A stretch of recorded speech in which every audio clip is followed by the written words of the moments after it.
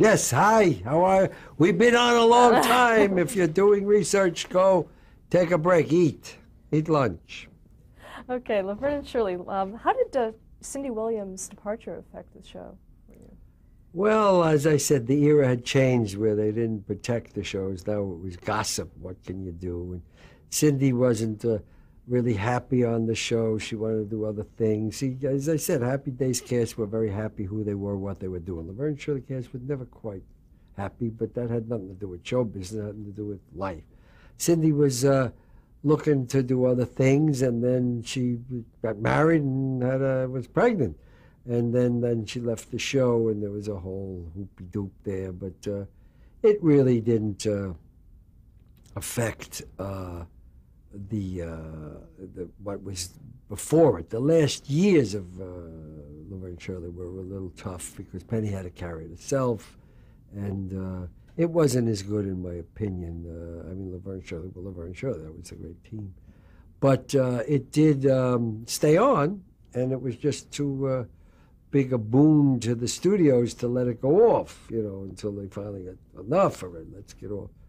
But it was a big, it didn't, when Richie left Happy Days, there wasn't much of a big deal because Fonzie was there and we brought in Chachi. We couldn't bring in other people very well on Laverne and Shirley. We tried, but nobody really worked. We brought in some other characters and it didn't work. It was Penny and Cindy were the show. And, there was certainly, lawsuits and falling outs and everything, but then they all made up and everybody's terrific now. And it just was a tough time. And what you don't realize, if you're an actor watching, is that for many of the people on Laverne and Shirley, that was the best time in their life. They just didn't know it. And now they know it. It's too late.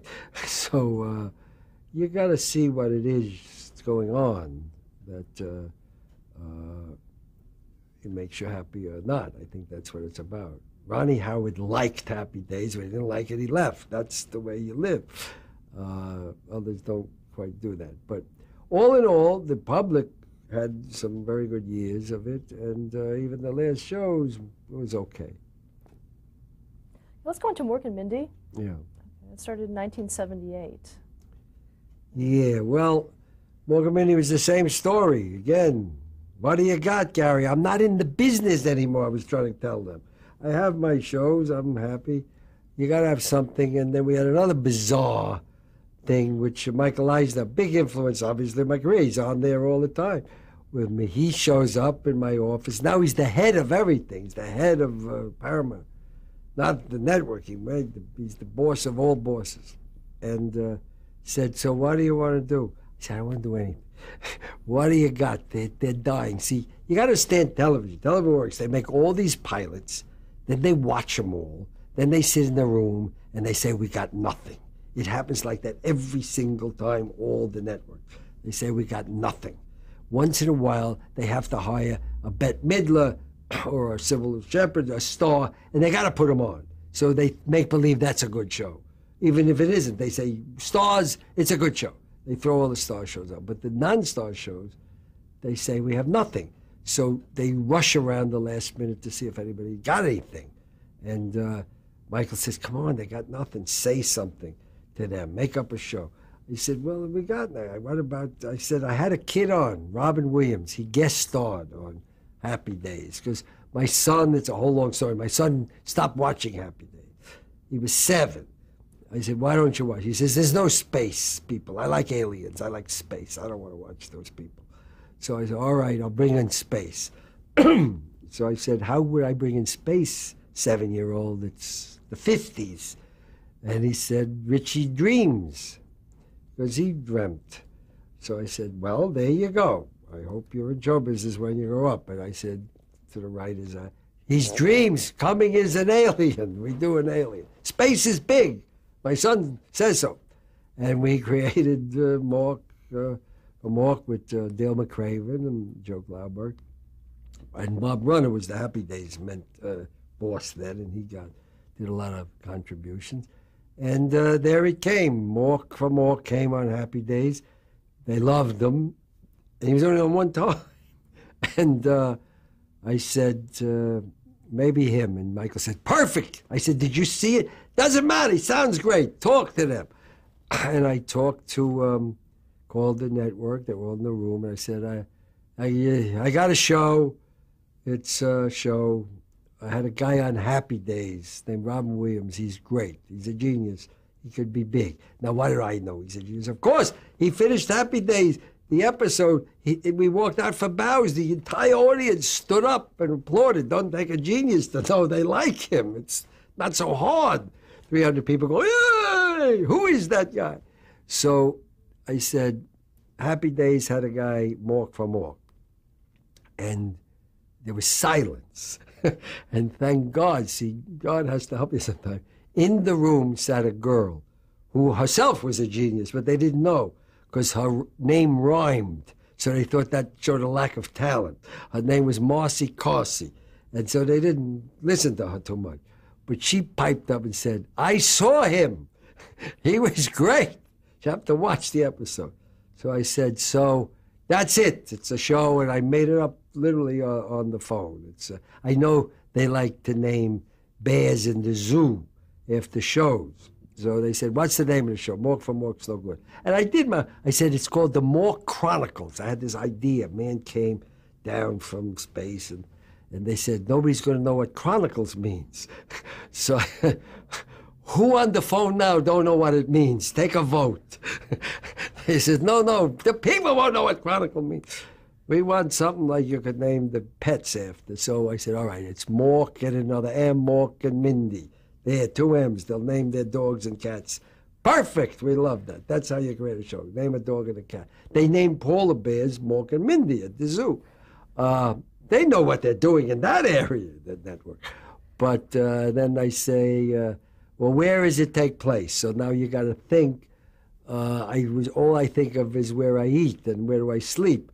Because I have a relative in Boulder, Colorado. I had a niece, a nice girl going to college. So I said, takes place in Boulder, Colorado. He lands there. You would never think of that, right? That's where he lands, knowing I could stay at our house and have a sandwich. Again, art, creativity. And they said, great. And the thing, and they said, and what happens? And I said, it's about this girl, Baba. And that was, they said, sounds good. Put something together. And I said, and they said, who's Mindy? And I said, I happen to remember. And I said, now, the only one in the room I can talk to is Marcy Carsey. I say, Marcy, you did like a bad pilot. Bob Brunner, one of my writers, did it with a girl who played a nun. She's in a nun suit, most of it. But she's good. Get that girl, baby. So Marcy Carsey, who is a genius, I hung up the phone. Are you happy, Mr. Eisnick? And I go, now I had to go on vacation. Hung up the phone. And then Marcy Carsey took the film of Robin Williams in Happy Days, and there was a section of this nun show with a girl named Pam Darby, not in the nun costume. And she took the nun, the Pam Darby on a bike, and Robin Williams, and clipped it together and said, what a great show, Mork and Mindy. And she made it herself, I think in her house in New York or something. And I'm in the Bahamas someplace and resting, and there's no phone. Keneal Bay. I like this. It's very nice, that island. I go, St. John's Island. There's a phone on a tree. And I ring, there's a phone, Mr. Marshall. And on the tree phone, the man said, we sold it. What? As Mork and Mindy, it's on the air. And I said, honey, I sold the show. Look at this excitement. Went back in the water. But nobody told Pam Darby. So she's reading in the paper. She read it in the trade. She's starring in a show with Robin Williams called Mork and Mindy. Nobody ever called her because they had her under the contract for the other show. So they said, no, that one didn't sell. The nun, Sister Terry, I remember it was called. The nun one didn't sell.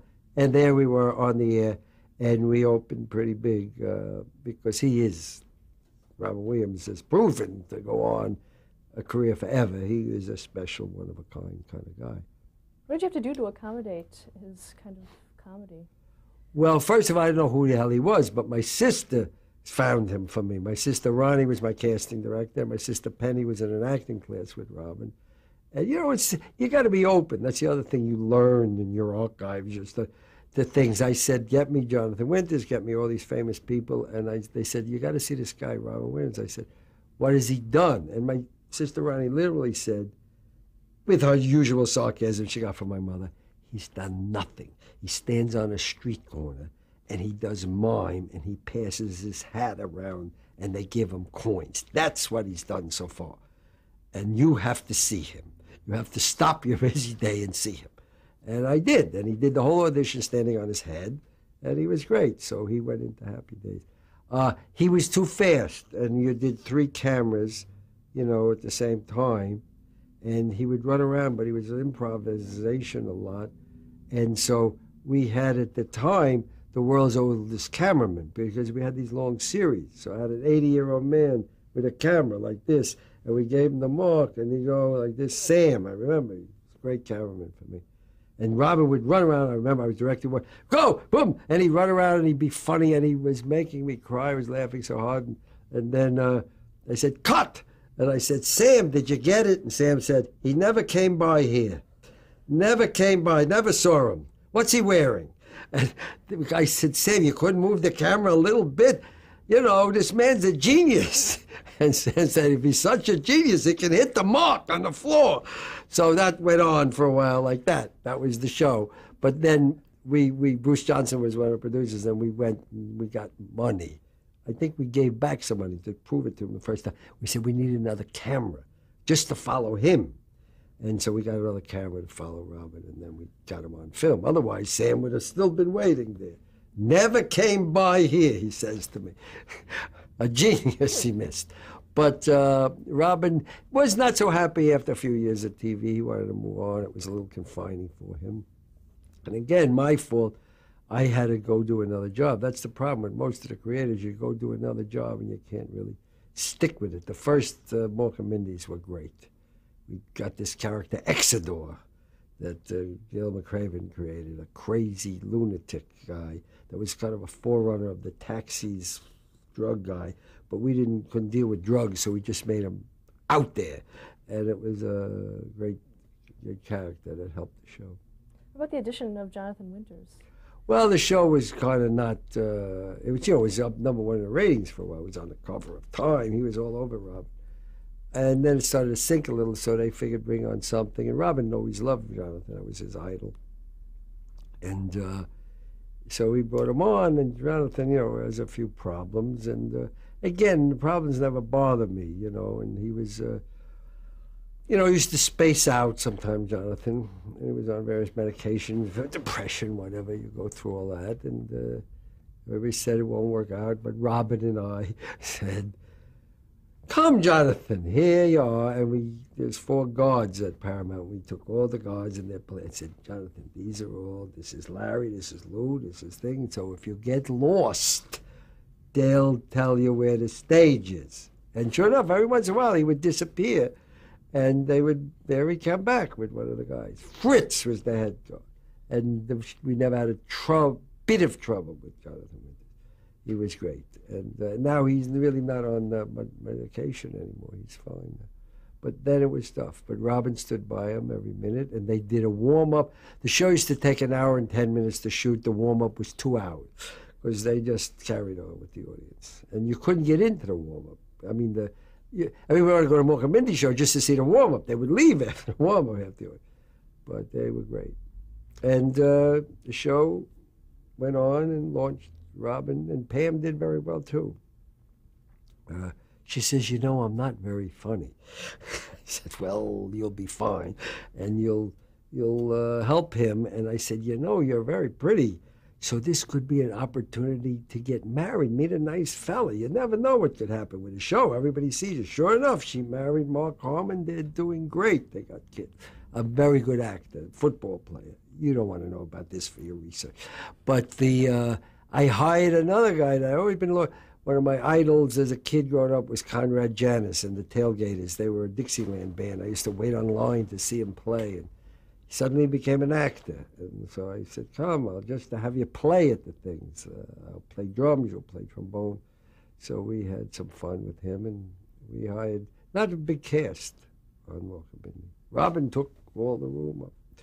and he had his suspenders he made famous. So that was just one of those shows. Again, talking about the history of TV, there were no rules. There were exceptions. They were sure, I had talked about satire, that a hippy-dippy satirical kind of show would not work at 8 o'clock. I said, you could do it.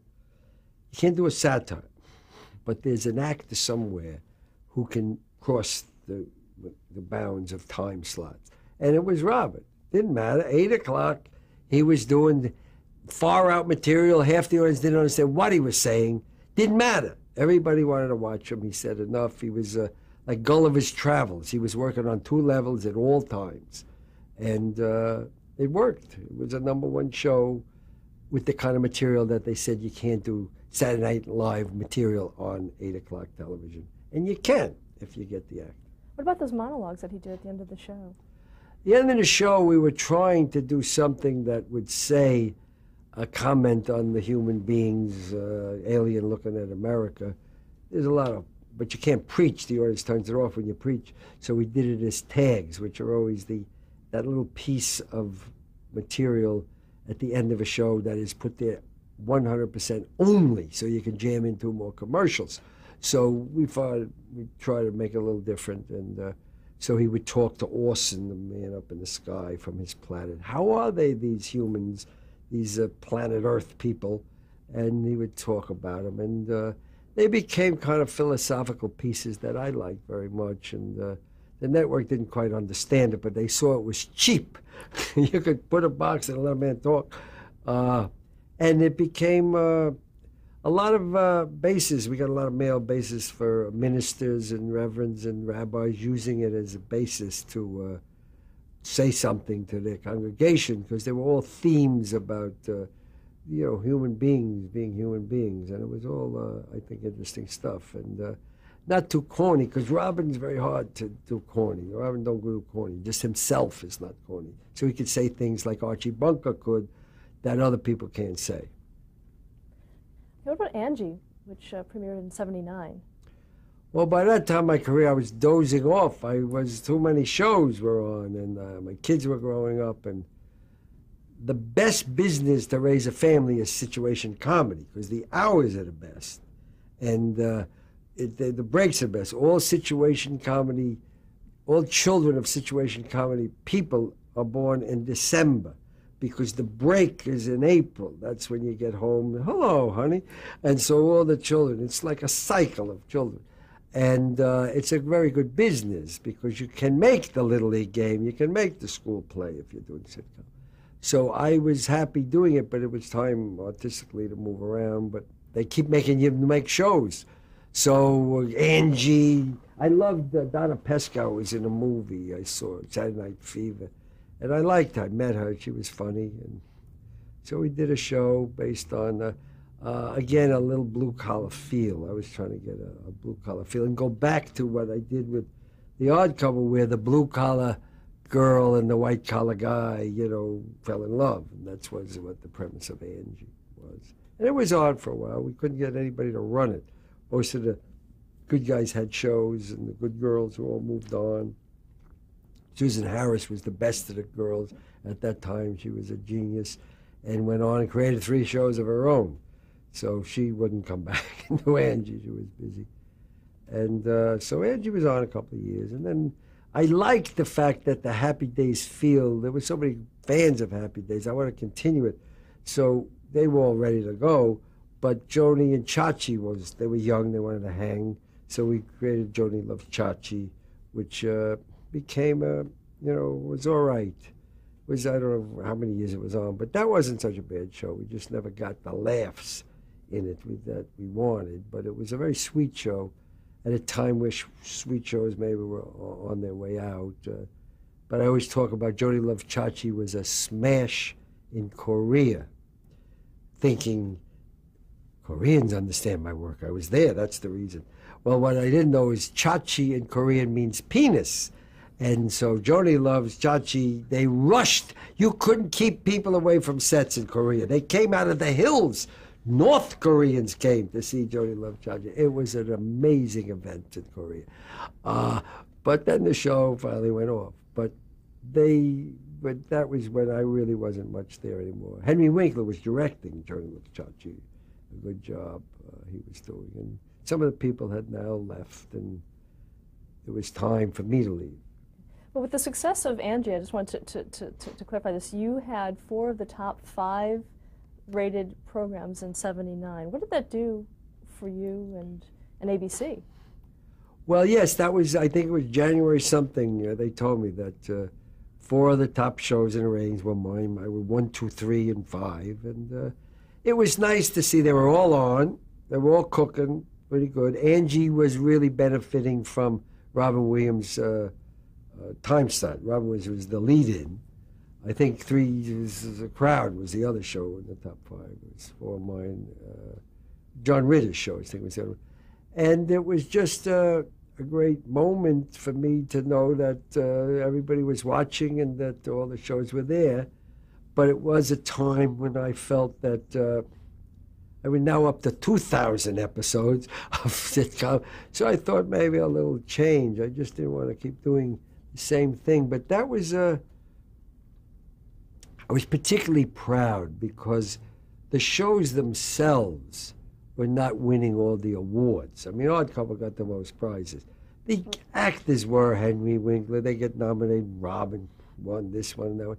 They won some, but Laverne Shirley didn't really win much of that. So I was just happy that if the critics and the award givers were not giving them anything, at least they were the best there is as far as people watching. And since I always came from the mentality of the audience is who I'm doing my work for, from the days of Joey Bishop and A Landlord, that it was nice to know that they were all up there, and they were still interchangeable from 1, 2. They would jump to 1, 2, and knowing that Odd Couple really never made the top 10. So it's all relative to the situation. So you must approach it by saying, I'm a very lucky fellow to have all the shows going well, and everybody, doing okay.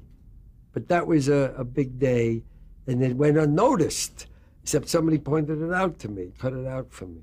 I didn't notice. I wasn't watching the ratings, but it was a good day. And then after that, that's when you started going to feature films? Well, then I was moving to, one of the things that hurt Mork and Mindy's last year is I went and did a play in Broadway. It was called The Roast. It was at the Winter Garden, a gigantic theater right on Broadway, and it lasted 3 nights.